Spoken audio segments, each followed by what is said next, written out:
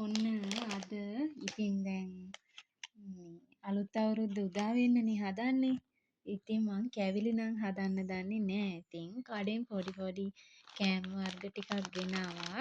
ඔයාලත් කැවිලි වර්ග හදාගත්තේ නැත්නම් අපි කඩේ තියෙන දේවල් වලින් කැවිලි මේසයක් හදාගමු. මං ඔන්න ගෙනාවා මිල්ක් ෂෝටිස් බිස්කට් එකක්. ඒකෙන්ම තව බිස්කට් එකක් ගෙනාවා.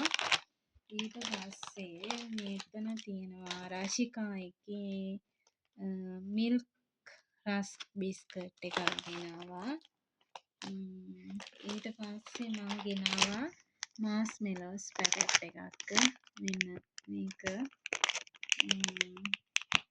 ඊට පස්සේ මම ආයෙ ගෙනාවා මස්ටර්ඩ් එකක් මේක.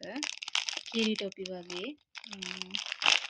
ඊට පස්සේ උදේ කිරිබත් එක හදනකොට දාන්න ගෙනාවා මුද්දරස් පළං එකක්. ආයෙ ගෙනාවා වේෆර්ස් එකක්. ඔයාලත් කැවිලි හැදුවේ නැත්නම් මේ වගේ පොඩි පොඩි කෑම ටිකක් ගෙනල්ලා කෑම මේසේ අපි ලස්සනට හදලා ගමු නේද? ඊට පස්සේ මං ආයෙ ගෙනාවා කඩෙන් තල කැරලි එකක්.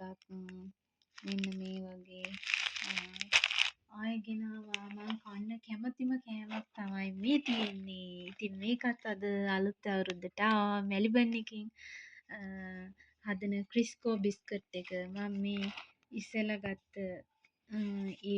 ඒවට වැඩිය ගොඩාක්ම කන්න කැමති මෙන්න මේ වගේ බිස්කට් තමයි. කොහොමද? මේක තමයි ඉතින් මගේ විශේෂම කෑම. ඉතින් අපි මේ ටිකෙන් මං කෑම මේසේ ලස්සනට සරසලා ඔයාලට හෙට පොඩි වීඩියෝ එකක් ගේන්නම්.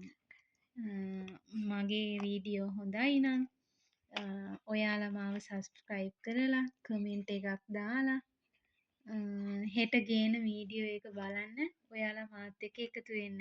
එහෙනම් අදට මං ගිහින් එන්නම්. ඔයාලා හැමෝටම සුබම සුබ අලුත් අවුරුද්දක් වේවා.